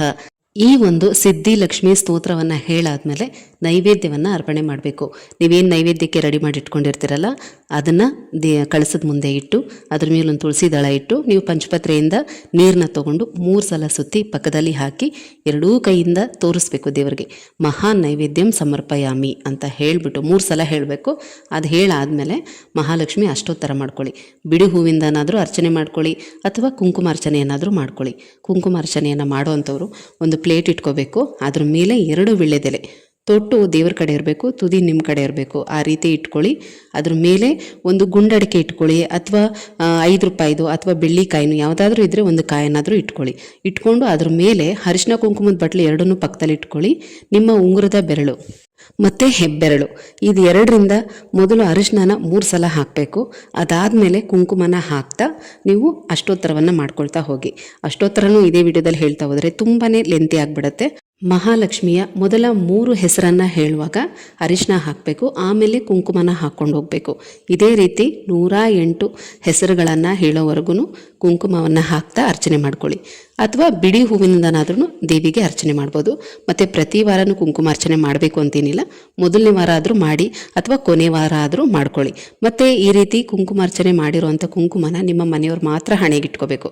ಕೆಲವರೆಲ್ಲ ಹೆಣ್ಮಕ್ಳನ್ನ ಕುಂಕುಮಕ್ಕೆ ಕರೆದಾಗ ಆ ಕುಂಕುಮದ ತಟ್ಟೆನಲ್ಲಿ ಅರ್ಚನೆ ಮಾಡಿರುವಂಥ ಕುಂಕುಮನೂ ಇಟ್ಕೊಂಡಿರ್ತಾರೆ. ಆ ಥರ ಇಡೋಕ್ಕೆ ಹೋಗಬೇಡಿ, ಅದನ್ನು ಸಪ್ರೇಟಾಗಿ ದೇವ್ರ ಮನೆಯಲ್ಲೇ ಇಟ್ಬಿಡಿ. ಅಷ್ಟೊತ್ತರ ಹೇಳಿ ಆದಮೇಲೆ ಬೆಟ್ಟದ ನಲ್ಲಿಕಾಯಿ ದೀಪನ ಹಚ್ಚಬೇಕು. ತುಂಬಾ ಒಳ್ಳೆಯದು. ನೀವು 5 ವಾರ ಮಾಡ್ತಿರೋ 8 ವಾರ ಮಾಡ್ತಿರೋ ಇಷ್ಟು ವಾರಗಳಲ್ಲಿ ನಿಮಗೆ ಪ್ರತಿ ವಾರ ಸಿಕ್ಕಿದ್ರೆ ಹಚ್ಚಿ, ತುಂಬ ಒಳ್ಳೆಯದು. ಇಲ್ಲ ಅಂದರೆ ಮೊದಲನೇ ವಾರನೋ ಅಥವಾ ಕೊನೆ ವಾರನೋ ಮಧ್ಯದಲ್ಲಿ ಯಾವುದಾದ್ರೂ ಒಂದು ಶುಕ್ರವಾರನಾದ್ರೂ 2 ಬೆಟ್ಟದ ನೆಲ್ಲಿಕಾಯಿ ದೀಪ ಹಚ್ಚಿ, ತುಂಬಾ ಒಳ್ಳೆಯದು. ಈ ರೀತಿ ದೀಪನ ಹಚ್ಚಿ ಆರತಿ ಮಾಡಿ ಆ ನಂತರ ಮಹಾಮಂಗಳಾರತಿನ ಮಾಡಬೇಕು. ಮಹಾಮಂಗಳಾರತಿ ಮಾಡುವಾಗಲೂ ಕೂಡ ಅಷ್ಟೇ ಸೆರಗನ್ನು ಒದ್ದುಕೊಂಡು ಆರತಿ ಮಾಡಿ ಘಂಟಾನಾದವನ್ನು ಮಾಡ್ತಾ ಮಹಾಮಂಗಳಾರತಿ ಮಾಡಿ 3 ಅಥವಾ 9 ಅಥವಾ 12 ಪ್ರದಕ್ಷಿಣೆಯನ್ನು ಹಾಕಬೇಕು. ಪ್ರದಕ್ಷಿಣಾ ಮಂತ್ರ ಮತ್ತು ನೀವು ಪೂಜೆ ಎಲ್ಲ ಮಾಡಿದ್ದೀರಾ, ಮಂತ್ರ ಉಚ್ಚಾರಣೆ ಮಾಡುವಾಗ ಏನಾದರೂ ತಪ್ಪಾಗಿದ್ದರೆ ದೇವ್ರ ಹತ್ರ ಕ್ಷಮೆ ಕೇಳಬೇಕಲ್ವ, ಅದಕ್ಕೆ ಕ್ಷಮಾಪಣಾ ಮಂತ್ರ. ಹಾಗೆ ನೀವು ಮಾಡಿರುವಂಥ ಪೂಜೆಗೆ ಫಲ ದೇವ್ರು ಕೊಡಬೇಕಲ್ವ, ಫಲಶ್ರುತಿ ಮಂತ್ರ. ಈ 3 ಮಂತ್ರನ ಹೇಳ್ಕೋಬೇಕು. ಪ್ರದಕ್ಷಿಣೆ ಹಾಕುವಾಗ ಪ್ರದಕ್ಷಿಣಾ ಮಂತ್ರ ಹೇಳಬೇಕು, ಆಮೇಲೆ ಕ್ಷಮಾಪಣಾ ಮಂತ್ರವನ್ನು ಹೇಳ್ಕೋಬೇಕು, ಆಮೇಲೆ ಫಲಶ್ರುತಿ ಮಂತ್ರನ ಹೇಳಿ ಇಲ್ಲಿಗೆ ನಿಮ್ಮ ಪೂಜೆ ಮುಗಿಯುತ್ತೆ. ನೀವು ನೈವೇದ್ಯ ಮಾಡಿರುವಂಥ ಪ್ರಸಾದನೂ ಕೂಡ ಮನೆಯವರೆಲ್ಲರಿಗೂ ಕೂಡ ಕೊಡಿ. ಪೂಜೆ ಎಲ್ಲ ಆದಮೇಲೆ ನೀವು ಅಕ್ಕಪಕ್ಕದ ಮನೇಲಿ ಒಂದು ಇಬ್ಬರನ್ನಾದ್ರೂ ಪ್ರತಿ ವಾರ ಕರೀಲೇಬೇಕು. ನಿಮ್ಗೆ ಎಷ್ಟು ಜನ ಸಿಗ್ತಾರೋ ಕರೀರಿ. ಇಬ್ಬರನ್ನ ಕರಿಬೋದು, 5 ಜನ 8 ಜನ ಹೀಗೆ ಅವ್ರಿಗೆ ಫಲ ತಾಂಬೂಲಗಳನ್ನು ಕೊಡಬೇಕು. ಹೆಣ್ಮಕ್ಳನ್ನ ಕರೆದು ಕೂರಿಸಿ ಮೊದಲು ಅವ್ರಿಗೆ ನೀವು ನೈವೇದ್ಯಕ್ಕೆ ಏನು ಪ್ರಸಾದ ಮಾಡಿರ್ತೀರೋ ಅದನ್ನು ಅಲ್ಲೇ ತಿನ್ನೋದು ಕೊಡಿ. ಕೆಲವರು ನಾವಿಲ್ಲಿ ತಿನ್ನಲ್ಲ ಮನೆಗೆ ತೊಗೊಂಡು ಹೋಗ್ತೀವಿ ಅಂದರೆ ಅವ್ರಿಗೆ ಸಪ್ರೇಟಾಗಿ ಒಂದು ಕಪ್ಪಲ್ಲಿ ಹಾಕ್ಕೊಡಿ. ಅಲ್ಲೇ ತಿಂತೀವಿ ಅನ್ನೋರಿಗೆ ಒಂದು ಪ್ಲೇಟಲ್ಲಿ ಹಾಕ್ಕೊಡಿ. ಅವರು ತಿಂದಾದ್ಮೇಲೆ ಅವ್ರಿಗೆ ಅರಶಿನ ಕುಂಕುಮ ಕೊಡಿ. ಎಲೆ, ಅಡಿಕೆ, ಬಾಳೆಹಣ್ಣು ಅಥವಾ ನಿಮ್ಮ ಯಥಾಶಕ್ತಿ ನೀವು ಏನು ಕೊಡ್ತಿರೋ ತಾಂಬೂಲಕ್ಕೆ ಅದನ್ನು ಕೊಟ್ಟು ಅವ್ರ ಕೈಗೆ ಅಕ್ಷತೆನ ಕೊಟ್ಟು ಅವ್ರ ಕಾಲು ಮುಟ್ಟಿ ನಮಸ್ಕಾರ ಮಾಡಿಕೊಂಡು ಅವ್ರ ಕೈಯಿಂದ ಅಕ್ಷತೆ ಹಾಕಿಸ್ಕೊಳ್ಳಿ. ಪ್ರತಿ ವಾರ ಕೂಡ ಹೀಗೆ ಮಾಡಬೇಕು. ನಿಮ್ಮ ಪೂಜೆ ಎಲ್ಲ ಮುಗಿಯೋಷ್ಟೊತ್ತಿಗೆ ಸುಮಾರು 7ರಿಂದ 7:30 ಆಗುತ್ತೆ. ಮತ್ತೆ ರಾತ್ರಿ 9 ಗಂಟೆ ನಂತರ ಅಂದರೆ ನಿಮ್ಮದು ಊಟ ಎಲ್ಲನೂ ಆದಮೇಲೆ ಕೆಂಪಾರತಿ ಮಾಡಿ ಹೊರಗಡೆ ಹಾಕಿ ಕಳಸವನ್ನು ಕದಲಿಸಿ ಅದೇ ದಿನ ಬೇಕಾದರೂ ನೀವು ವಿಸರ್ಜನೆ ಮಾಡಿ, ಅಥವಾ ಕದಲಿಸಿ ಹಾಗೆ ಬಿಟ್ಟು ಬೆಳಗ್ಗೆ ಬೇಕಾದರೂ ನೀವು ವಿಸರ್ಜನೆ ಮಾಡ್ಕೋಬಹುದು. ರಾತ್ರಿ 9 ಗಂಟೆ ನಂತರ ಮತ್ತೆ ಇನ್ನೊಂದ್ಸಲ ಕರ್ಪೂರ ಹಚ್ಚಿ ಆರತಿ ಮಾಡಬೇಕು. ಅದಾದ್ಮೇಲೆ ಕೆಂಪಾರತಿನ ಮಾಡಿ ಹೊರಗಡೆ ಹಾಕಬೇಕು. ಆಮೇಲೆ ವೈಭವ ಲಕ್ಷ್ಮಿ ಕಳಸವನ್ನ ಕದಲಿಸಿ ವಿಸರ್ಜನೆ ಮಾಡಬೇಕು. ಶುಕ್ರವಾರನೇ ಪೂಜೆ ಮಾಡಿ ಅವತ್ತಿನ ದಿನನೇ ವಿಸರ್ಜನೆ ಮಾಡೋದಿಲ್ಲ ಅಂತ ಅನ್ನೋರು ಕದಲಿಸಿ ಹಾಗೆ ಬಿಟ್ಟು ಶನಿವಾರ ಬೆಳಗ್ಗೆ ಕೂಡ ಎಲ್ಲನೂ ವಿಸರ್ಜನೆ ಮಾಡ್ಕೋಬಹುದು. ನಾವು ವೈಭವ ಲಕ್ಷ್ಮಿ ಪೂಜೆಯನ್ನ ವ್ರತದ ರೀತಿ ಮಾಡೋದ್ರಿಂದ ಇಲ್ಲಿ 1 ದಿನ ಅಥವಾ 2 ದಿನ ಅಂತ ಲೆಕ್ಕ ಬರೋದಿಲ್ಲ. ಹಾಗಾಗಿ ನಾವು ಅವತ್ತೇ ಕಳಶ ಇಟ್ಟು ಪೂಜೆ ಮಾಡಿ ಅವತ್ತಿನ ದಿನನೇ ವಿಸರ್ಜನೆ ಮಾಡಬಹುದು. ಬನ್ನಿ ಈಗ ಯಾವ ರೀತಿ ಕದಲಿಸಿ ವಿಸರ್ಜನೆ ಮಾಡಬೇಕು ಅನ್ನೋದನ್ನ ತಿಳಿಸ್ಕೊಡ್ತಾ ಇದ್ದೀನಿ. ಮೊದಲು ನಾವು ಏನಿಲ್ಲಿ ಹಣ್ಣು ಕಾಯಿ ಎಲ್ಲ ಇಟ್ಟಿರ್ತೀವಿ ಅದನ್ನೆಲ್ಲ ಕದಲಿಸಿ ಎಲ್ಲ ಮೊದಲು ಎತ್ತಿಟ್ಕೋಬೇಕು. ಆಮೇಲೆ ದೀಪಗಳನ್ನ ಕದಲಿಸ್ಬೇಕು. ದೀಪದ ಮುಂದೆ ಇಟ್ಟಿರುವಂಥ ಹೂಗಳನ್ನೆಲ್ಲ ತೆಗಿಬೇಕು. ಆಮೇಲೆ ಗಣಪತಿ ಮುಂದೆ ಇಟ್ಟಿರುವಂಥ ಹೂನ ತೆಗಿಬೇಕು. ಯಾವಾಗಲೂ ಅಷ್ಟೇ ಮೊದಲು ಬಲಭಾಗದಲ್ಲಿರುವಂಥ ಹೂನೇ ತೆಗಿಬೇಕು. ನಾವು ತಲೆ ಮೇಲಿಂದ ಹೂ ತೆಗೆದಾಕಿದ್ರೂ ಕೂಡ ಆ ಹೂನ ತೆಗೆದು ಬಲಕ್ಕೇನೆ ಹಾಕಬೇಕು. ಆಮೇಲೆ ವಿಗ್ರಹನ ಒಂದು ಸ್ವಲ್ಪ ಹೀಗೆ ಅಲುಗಾಡಿಸ್ಬೇಕು. ಆ ನಂತರ ವೈಭವ ಲಕ್ಷ್ಮಿ ಕಳಶ ನಾವೇನಿಟ್ಟಿರ್ತೀವಿ ಅದನ್ನು ಕೂಡ ಇದೇ ರೀತಿನೇ ಮಾಡಬೇಕು. ನೋಡಿ, ತಲೆ ಮೇಲಿಂದ ಹೂ ತೆಗೆದು ಪಕ್ಕಕ್ಕೆ ಹಾಕಬೇಕು, ಬಲಭಾಗಕ್ಕೆ ಹಾಕಬೇಕು. ಹೂವು, ಗೆಜ್ಜೆ ವಸ್ತ್ರ ಎಲ್ಲನೂ ಕೂಡ ಇದೇ ರೀತಿನೇ ಎಲ್ಲ ತೆಗೆದು ಬಲಭಾಗಕ್ಕೇನೆ ಹಾಕೋಬೇಕು. ಆಮೇಲೆ ಆ ಕಳಸವನ್ನು ಅಲುಗಾಡಿಸ್ಬೇಕು. ಆ ಬಟ್ಲಲ್ಲಿ ದುಡ್ಡು, ಒಡವೆ ಏನಾದರೂ ಇಟ್ಟಿದ್ರೆ ಮೊದಲು ಅದನ್ನು ಕೂಡ ನೀವು ತಗೊಂಡು, ಒಡವೆ ಏನಾದರೂ ಇಟ್ಟಿದ್ರೆ ಮೊದಲು ಅದನ್ನು ತೆಗೆದು ಹಾಕ್ಕೊಳ್ಳಿ. ದುಡ್ಡೇನಾದರೂ ಇಟ್ಟಿದ್ರೆ ಅದನ್ನು ತಗೊಂಡು ಹೋಗಿ ನಿಮ್ಮ ಕ್ಯಾಶ್ ಬಾಕ್ಸಲ್ಲಿ ಇಟ್ಕೊಳ್ಳಿ. ಆಮೇಲೆ ಆ ವಿಗ್ರಹನ ತೆಗೆದು ಪಕ್ಕಕ್ಕೆ ಇಟ್ಕೋಬೇಕು. ನಾವು ಪ್ರತಿದಿನ ಯಾವ ಕಳಶ ಇಟ್ಟಿರ್ತೀವಿ, ಪ್ರತಿದಿನ ಯಾವೆಲ್ಲ ದೇವರ ವಿಗ್ರಹಗಳನ್ನ ಪೂಜೆ ಮಾಡ್ತೀವಿ ಅದನ್ನೆಲ್ಲ ಹಾಗೆ ಬಿಟ್ಬಿಡಿ. ಒಂದು ಮಣೆ ಮೇಲೆ ಸಪ್ರೇಟಾಗಿ ನಾವೇನು ವೈಭವ ಲಕ್ಷ್ಮಿ ಕಳಶವನ್ನ ಪ್ರತಿಷ್ಠಾಪನೆ ಮಾಡಿರ್ತೀವಿ ಅದಷ್ಟನ್ನು ಮಾತ್ರ ವಿಸರ್ಜನೆ ಮಾಡಿ. ತುಂಬ ಜನ ಎಷ್ಟೇ ವಿಧವಾಗಿ ಹೇಳಿದ್ರೂ ಕೂಡ ಕಳಸದ ಬಗ್ಗೆ ಇನ್ನೂ ನೀವು ಡೌಟ್ ಇಟ್ಕೊಂಡೇ ಇದ್ದೀರಾ. ನಾವು ಪ್ರತಿದಿನ ಪೂಜೆ ಮಾಡುವಂಥ ಕಳಸಾನೇ ಬೇರೆ, ವೈಭವ ಲಕ್ಷ್ಮಿ ಕಳಸಾನೇ ಬೇರೆ. ದೇವರ ಮನೆಯಲ್ಲಿ 2 ಕಳಶ ಇಡ್ಬೋದಾ ಅಂತ ಕೇಳಿದ್ರೆ ಖಂಡಿತ ಇಡ್ಬೋದು. ಇದನ್ನು ನಾವು ಅವತ್ತೇ ಇಟ್ಟು ಅವತ್ತೇ ವಿಸರ್ಜನೆ ಮಾಡೋದ್ರಿಂದ ಯಾವುದೇ ರೀತಿ ತಪ್ಪಾಗೋದಿಲ್ಲ. ಇನ್ನು ಕೆಲವರು ಪ್ರಶ್ನೆ ಕೇಳಿದ್ರಿ, ನಾವು ಪ್ರತಿದಿನ ಪೂಜೆ ಮಾಡುವಂಥ ಕಳಸನೇ ವೈಭವ ಲಕ್ಷ್ಮಿ ವ್ರತದ ದಿನ ಅದನ್ನೇ ವೈಭವ ಲಕ್ಷ್ಮಿ ಅಂತ ಹೇಳಿ ನಾವು ಪೂಜೆ ಮಾಡ್ತೀವಿ ಅಂತ. ನೀವು ಆ ರೀತಿ ಏನಾದರೂ ಮಾಡಿದ್ರೆ ಆ ಕಳಸನ ವಿಸರ್ಜನೆ ಮಾಡಬೇಕು. ಮತ್ತೆ ಶನಿವಾರ ಎಲ್ಲಾನು ತೊಳೆದು ಹೊಸದಾಗಿ ಮತ್ತೆ ಶನಿವಾರ ನೀವು ಕಳಸ ಇಟ್ಕೊಂಡು ಪೂಜೆ ಮಾಡ್ಕೋಬೇಕಾಗತ್ತೆ. ಈಗ ನೀವು ಇಲ್ಲಿ ನೋಡಿದ್ರಿ ಅಲ್ವಾ, ಲಾವಂಚ ಬೇರನ್ನು ಹಾಕಿದ್ದೀನಿ ಒಳಗಡೆ. ಈಗ ಅದನ್ನ ತೆಗೆದು ಆ ಲಾವಂಚ ಬೇರನ್ನ ಮಾತ್ರ ಕ್ಯಾಶ್ ಬಾಕ್ಸಲ್ಲಾಗಲಿ ಅಥವಾ ಪರ್ಸಲ್ಲಾಗಲಿ ಇಟ್ಕೋಬೇಕು. ನೀವು ಯಾವಾಗಲೇ ಲಕ್ಷ್ಮೀ ಪೂಜೆ ಮಾಡಿ, ಯಾವುದೇ ಲಕ್ಷ್ಮೀ ಪೂಜೆನ ಮಾಡಿದ್ರೂ ಕೂಡ ಕಳಸದ ಒಳಗೆ ಲಾವಂಚ ಬೇರನ್ನ ಹಾಕಿ, ತುಂಬಾನೇ ಒಳ್ಳೆಯದು. ಮತ್ತೆ ಈ ಒಂದು ಲಾವಂಚ ಬೇರನ್ನ ಕ್ಯಾಶ್ ಬಾಕ್ಸಲ್ಲಾಗಲಿ ಪರ್ಸಲ್ಲಾಗಲಿ ಇಟ್ಕೊಳ್ಳೋದ್ರಿಂದ ಒಳ್ಳೆ ರೀತಿಯಲ್ಲಿ ಧನ ಆಕರ್ಷಣೆ ಆಗುತ್ತೆ. ಮೊದಲನೇ ವಾರ ಪೂಜೆ ಮಾಡಿದ್ದೀರಾ, ಈ ಕಳಸದ ನೀರನ್ನ ಹಾಗೆ ಎತ್ತಿಟ್ಕೊಳ್ಳಿ. ಶನಿವಾರ ಬೆಳಗ್ಗೆ ಗಿಡಗಳಿಗಾದ್ರೂ ಹಾಕ್ಬೋದು. ಮತ್ತೆ ಮನೆಗೆಲ್ಲ ಸ್ವಲ್ಪ ಪ್ರೋಕ್ಷಣೆ ಮಾಡಿ, ನಿಮ್ಮ ತಲೆ ಮೇಲೆ ಪ್ರೋಕ್ಷಣೆ ಮಾಡ್ಕೊಳ್ಳಿ. ಆಮೇಲೆ ಉಳಿದಿರೋ ನೀರನ್ನ ಗಿಡಕ್ಕೆ ಹಾಕಿ, ತುಂಬಾನೇ ಒಳ್ಳೆಯದು. ಈಗ ವ್ರತದ ಬುಕ್ಕು ಎಲ್ಲನೂ ಕೂಡ ತೆಗೆದಿಟ್ಕೋಬೇಕು. ಈ ಪೀಠದ ಮೇಲೆ ನಾವೇನೆಲ್ಲ ಜೋಡಿಸಿದ್ದೀವಿ ಅದನ್ನೆಲ್ಲನೂ ತೆಗಿಬೇಕು. ಮತ್ತು ಈ ಪ್ಲೇಟಲ್ಲಿರುವಂಥ ಅಕ್ಕಿ ಅದನ್ನು ಕೂಡ ಅಷ್ಟೇ ಮಾರನೇ ದಿನ ಸಿಹಿ ಪೊಂಗಲ್ ಮಾಡ್ಬೋದು, ಅಥವಾ ಅದನ್ನು ಹುರಿದು ಪುಡಿ ಮಾಡಿಕೊಂಡು, ಅಂದರೆ ರವೆ ಥರ ಪುಡಿ ಮಾಡಿಕೊಂಡು ಪಾಯಸಗಳಿಗೆ ಯೂಸ್ ಮಾಡ್ಬೋದು. ಮನೆಗಳಲ್ಲಿ ಹೆಚ್ಚಿಗೆ ಸ್ವೀಟ್ ಯಾರು ತಿನ್ನೋದಿಲ್ಲ ಅಂತಂದರೆ ವೆಜ್ ಅಡುಗೆಗೆ ಯೂಸ್ ಮಾಡಿ. ಅಥವಾ ಬೆಳಗಿನ ಟಿಫನ್ಗೂ ಕೂಡ ಚಿತ್ರಾನ್ನ, ಪುಳಿಯೋಗರೆ ಈ ಥರದ್ದು ಏನಾದರೂ ನೀವು ರೈಸ್ ಐಟಮ್ ಮಾಡುವಾಗ ಈ ಅಕ್ಕಿನ ಉಪಯೋಗಿಸ್ಕೊಳ್ಬಹುದು. ಆದರೆ ವೆಜ್ ಅಡುಗೆಗೇನೆ ಉಪಯೋಗಿಸಿ. ಈ ಅಕ್ಕಿನ ಸಪ್ರೇಟಾಗಿ ಒಂದು ಪಾತ್ರೆನಲ್ಲಿ ಹಾಕಿ ಇಟ್ಕೊಳ್ಳಿ. ಪ್ರತಿ ವಾರ ಕೂಡ ಇದೇ ರೀತಿನೇ ಪೂಜೆ ಮಾಡಬೇಕು, ಇದೇ ರೀತಿನೇ ವಿಸರ್ಜನೆ ಮಾಡಬೇಕು. ಇನ್ನು ಹೊಸ್ಲತ್ರ ತುಳಸಿ ಗಿಡದ ಹತ್ರ ದೀಪ ಹಚ್ಚಿ ನಮಸ್ಕಾರ ಮಾಡಿಕೊಂಡು ಆಮೇಲೆ ಮನೆ ಒಳಗಡೆ ದೀಪ ಹಚ್ಚಬೇಕು. ಕೊನೆ ವಾರದ ಪೂಜೆ ತುಂಬಾನೇ ವಿಶೇಷ. ಕಳಸಕ್ಕೆ ಸೀರೆ ಉಡಿಸಲ್ಲ ಅನ್ನೋದೊಂದು ಬಿಟ್ರೆ ಹೆಚ್ಚು ಕಡಿಮೆ ವರಮಹಾಲಕ್ಷ್ಮಿ ಹಬ್ಬ ಮಾಡ್ದ ಹಾಗೆ ಇರುತ್ತೆ. ಮೊದಲಿಂದನೂ ಯಾವ ರೀತಿ ನೀವು ಕಳಸ ಎಲ್ಲ ಪ್ರತಿಷ್ಠಾಪನೆ ಮಾಡಿರ್ತೀರಾ ಅಂದರೆ ವೈಭವ ಲಕ್ಷ್ಮಿ ಕಳಸ ಇಟ್ಟಿರ್ತೀರೋ ಎಲ್ಲನೂ ಅದೇ ಥರನೇ ಜೋಡಿಸ್ಕೋಬೇಕು. ಇನ್ನೇನಂದರೆ ಕೊನೆ ವಾರದಲ್ಲಿ ಈ ನಾವೇನು ಲಕ್ಷ್ಮೀನ ಕೂರಿಸಿರ್ತೀವಲ್ಲ ಬಟ್ಲು ಅದರೊಳಗಡೆ ಕಾಯಿನ್ ಇಡಬೇಕು, ಮತ್ತು ಚಿನ್ನದ ಒಡವೆಗಳನ್ನು ಕೂಡ ಇಡಬೇಕು. ಆ ದಿನ ಕೊನೆ ವಾರ ಅಂತೂ ಚೆನ್ನಾಗಿಯೇ ಅಲಂಕಾರ ಮಾಡಬೇಕು. ಕಾಯಿನ್ ಯಾಕೆ ಇಡಬೇಕು ಅಂದರೆ ನಿಮ್ಮ ಮನೇಲಿ ಎಷ್ಟು ಜನ ಇದ್ದಾರೆ, ಚಿಕ್ಕವರಿಂದ ದೊಡ್ಡವರು ತನಕ ಎಲ್ಲರೂ ಲೆಕ್ಕ ಹಾಕ್ಕೊಂಡು ಎಷ್ಟು ಕಾಯಿನ್ ಆದರೂ ಪರವಾಗಿಲ್ಲ, 2 ರೂಪಾಯಿ, 5 ರೂಪಾಯಿ, 10 ರೂಪಾಯಿ ಈ ರೀತಿ ಕಾಯಿನ್ಗಳನ್ನ ತೊಗೊಂಡು ತೊಳೆದು ಅರಿಶಿನ ಕುಂಕುಮ ಹಚ್ಚಿ ಅದನ್ನು ಕೂಡ ಬಟ್ಲೊಳಗಡೆ ಇಡಬೇಕು. ಪೂಜೆ ಎಲ್ಲ ಆದಮೇಲೆ ನೀವು ಕಳಸ ವಿಸರ್ಜನೆ ಮಾಡ್ತೀರಲ್ಲ, ಆಗ ಎಲ್ರಿಗೂ ಅದು ಒಂದೊಂದು ಕಾಯಿನ್ ಕೊಡಿ. ಅದನ್ನು ಪರ್ಸಲ್ಲಿ, ಕ್ಯಾಶ್ ಬಾಕ್ಸಲ್ಲಿ ಅಥವಾ ನೀವು ಮನಿ ಸೇವಿಂಗ್ಸ್ ಮಾಡ್ತಿರಲ್ಲ ಹುಂಡಿಗಳಲ್ಲಿ ಅದನ್ನು ಹಾಕೋದ್ರಿಂದ ಲಕ್ಷ್ಮೀ ಕೃಪೆಯಿಂದ ಧನ ಸೇರುತ್ತೆ, ದುಡ್ಡು ಸೇರುತ್ತೆ ಅನ್ನೋ ಒಂದು ನಂಬಿಕೆ. ಒಂದು ತಟ್ಟೆನಲ್ಲಿ ಸೀರೆ, ಬ್ಲೌಸ್ ಪೀಸು ಮತ್ತು ಮಡ್ಲಕ್ಕಿ ಇಟ್ಟಿದ್ದೀನಿ. ಇನ್ನೊಂದು ತಟ್ಟೆನಲ್ಲಿ ಹೆಣ್ಮಕ್ಳು ಕೊಡೋದಕ್ಕೆ ತಾಂಬೂಲಗಳನ್ನು ಅದನ್ನು ಕೂಡ ಜೋಡಿಸಿಟ್ಟಿದ್ದೀನಿ. ವ್ರತದ ಬುಕ್ಕು, ತೆಂಗಿನಕಾಯಿ, ಬ್ಲೌಸ್ ಪೀಸು, ಎಲೆ, ಅಡಿಕೆ ಇದಿಷ್ಟನ್ನು ಕೂಡ ಒಂದು ತಟ್ಟೆಲಿಟ್ಟು ಅದಕ್ಕೆ ಅರಿಶಿನ ಕುಂಕುಮ ಅಕ್ಷತೆ ಎಲ್ಲ ಹಾಕಿ ಪೂಜೆ ಆದಮೇಲೆ ಆ ತಟ್ಟೆನ ಹೊರಗಡೆ ಎತ್ಕೊಂಡು ಎಲ್ಲ ತಾಂಬೂಲನೆಲ್ಲ ಜೋಡಿಸ್ಕೊಂಡು ಬಂದಿರೋರಿಗೆ ಕೊಡ್ತೀನಿ. ಮತ್ತಿಲ್ಲಿ ನಾನು ತೆಂಗಿನಕಾಯಿನ ಪೂರ್ಣ ಫಲ ಹಾಗೆ ಇಟ್ಟಿದ್ದೀನಿ. ಇದು ಕೂಡ ಇಡಬೇಕು, ತುಂಬ ಒಳ್ಳೆಯದು. ನಾವು ಯಾವುದೇ ವ್ರತ ಮಾಡಿದ್ರೂ ಕೂಡ ನಾವು ಪೂರ್ಣ ಫಲನ ಅರ್ಪಿಸ್ಬೇಕು. ತೆಂಗಿನಕಾಯಿ ಒಡೆದು ಪೂಜೆ ಮಾಡೋದು ಬೇರೆ, ಪೂರ್ಣ ಫಲನ ಅರ್ಪಿಸೋದು ಬೇರೆ. ನಾವಿನ್ನೂ ಮುಂದುವರಿಸ್ಕೊಂಡು ಹೋಗ್ತೀವಿ ಅನ್ನೋ ಕಾರಣಕ್ಕೆ ಪೂರ್ಣ ಫಲನ ಇಡಬೇಕು. ವರಮಹಾಲಕ್ಷ್ಮಿ ಹಬ್ಬ ಅಥವಾ ಗಣೇಶ ಚತುರ್ಥಿ ಮತ್ತು ಈ ರೀತಿ ನಾವು ಯಾವುದೇ ವ್ರತಗಳನ್ನು ಮಾಡಿದ್ರೂ ಕೂಡ ಅಷ್ಟೇ ಪೂರ್ಣ ಫಲವನ್ನು ಇಡಬೇಕು, ತುಂಬ ಒಳ್ಳೆಯದು. ಪೂಜೆ ಎಲ್ಲ ಆದಮೇಲೆ ನಾವು ಕಳಸ ವಿಸರ್ಜನೆ ಮಾಡಿ ಆದಮೇಲೆ ಈ ತೆಂಗಿನಕಾಯನ್ನು ಯಾವಾಗ ಬೇಕಾದರೂ ನಾವು ಅದನ್ನು ಒಡೆದು ಅಡುಗೆಗೆ ಉಪಯೋಗಿಸ್ಕೋಬೋದು. ಅಂದರೆ ವೆಜ್ ಅಡುಗೆಗೆ ಉಪಯೋಗಿಸ್ಬೇಕು, ಅಥವಾ ಅದರಿಂದ ಏನಾದರೂ ಸ್ವೀಟ್ ಮಾಡ್ಬೋದು, ಅಥವಾ ನಾವು ತರಕಾರಿ ಸಾಂಬಾರುಗಳಿಗೂ ಕೂಡ ಆ ತೆಂಗಿನಕಾಯಿನ ಉಪಯೋಗಿಸ್ಕೋಬೋದು. ಅಥವಾ ದೇವಸ್ಥಾನಕ್ಕೆ ತೊಗೊಂಡು ಹೋಗಿ ಅಲ್ಲಿ ಆ ಕಾಯಿನ ಒಡಿಸಿ ಪೂಜೆ ಮಾಡಿಸ್ಕೊಂಡು ಬರ್ಬೋದು. ಈ ರೀತಿ ನಾವು ಆ ತೆಂಗಿನಕಾಯಿನ ಉಪಯೋಗಿಸ್ಕೋಬೋದು. ಎಷ್ಟೋ ಸಲ ನಾವು ದೇವಸ್ಥಾನಕ್ಕೆ ಪೂಜೆ ಸಾಮಗ್ರಿಗಳನ್ನ ಕೊಟ್ಟಾಗ ತೆಂಗಿನಕಾಯಿನ ಒಡಿದೆ ಹಾಗೆ ಎತ್ತಿಟ್ಕೋತಾರೆ. ಎಲ್ರಿಗೂ ಈ ರೀತಿ ಆಗಲ್ಲ, ಕೆಲವೊಬ್ಬರು ಮಾತ್ರ ಈ ರೀತಿ ಆಗುತ್ತೆ. ಆಗ ಅನ್ಕೊಳ್ತೀವಿ ಮನಸ್ಸಲ್ಲಿ, ಅಯ್ಯೋ ತೆಂಗಿನಕಾಯಿ ಒಡಿಲೇ ಇಲ್ವಲ್ಲ, ಮತ್ತೆ ನಮಗೆ ವಾಪಸ್ ಕೊಡ್ಲೂ ಇಲ್ವಲ್ಲ ಅಂತ. ಆದರೆ ಆ ರೀತಿ ಅವರು ಪೂರ್ಣ ಫಲನ ಹಾಗೆ ಇಟ್ಕೊಂಡ್ರೆ ತುಂಬ ಒಳ್ಳೆಯದು. ಅದಕ್ಕೆ ಖುಷಿ ಪಡಿ. ಪೂರ್ಣ ಫಲವನ್ನು ದಾನ ಮಾಡಿದಂಥ ಪುಣ್ಯ ಫಲ ನಿಮಗೆ ಸಿಗುತ್ತೆ. ಸಂಜೆ ಪೂಜೆ ಮಾಡಿ ರಾತ್ರಿಗೆ ನಾವು ಕಳಸ ಎಲ್ಲ ಕದಲಿಸಿದ್ಮೇಲೆ ಇದನ್ನೆಲ್ಲ ರಾತ್ರಿನೇ ತೆಗೆದಿಡಬೇಕು ಅಂತೇನಿಲ್ಲ. ದೇವ್ರ ಹತ್ರ ಇಟ್ಟಿರುವಂಥ ಚಿನ್ನದ ಒಡವೆ ಆ ಕಾಯಿನ್ಗಳನ್ನ ಮಾತ್ರ ಎತ್ಕೊಳ್ಳಿ. ಕಾಯಿನ್ನ ರಾತ್ರಿನೇ ಎಲ್ಲರಿಗೂ ಕೊಟ್ಬಿಡಿ. ಚಿನ್ನದ ಒಡವೆ ನೀವು ಒಂದು 2 ನಿಮಿಷ ಹಾಕ್ಕೊಂಡು ಅದನ್ನು ತೊಗೊಂಡು ಹೋಗಿ ಬೀರುನಲ್ಲಿ ಇಟ್ಕೊಳ್ಳಿ. ಬೇಕಿದ್ರೆ ತಟ್ಟೆನಲ್ಲಿಟ್ಟಿರುವಂಥ ಸೀರೆ, ಬಳೆನೂ ಕೂಡ ಹಾಕೋಬೋದು. ಸೀರೆನೂ ಮೈ ಮೇಲೆ ಹಾಕ್ಕೊಂಡು ಆಮೇಲೆ ತೆಗೆದಿಡಿ. ನೀವು ರಾತ್ರಿನೇ ತೆಗೆದಿಡ್ಬೋದು ಅಥವಾ ಬೆಳಗ್ಗೆ ಕೂಡ ತೆಗೆದಿಟ್ಕೋಬೋದು.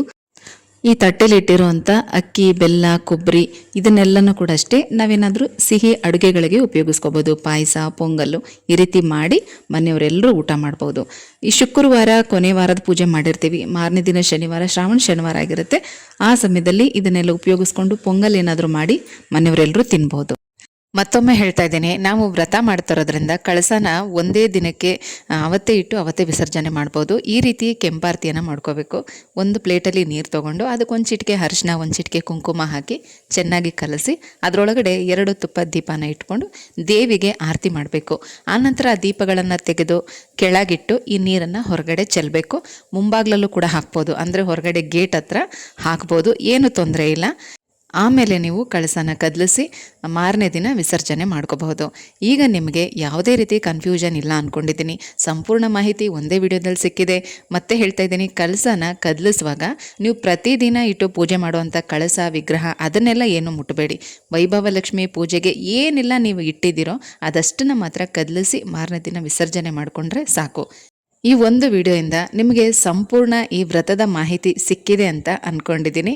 ಹಾಗೆ ಇನ್ನೇನೇ ಡೌಟ್ ಇದ್ರೂ ಕೂಡ ಕಮೆಂಟ್ಸಲ್ಲಿ ಕೇಳಿ. ಮತ್ತೆ ಸಿಗ್ತೀನಿ. ಹೋಗಿ ಬರಲಾ?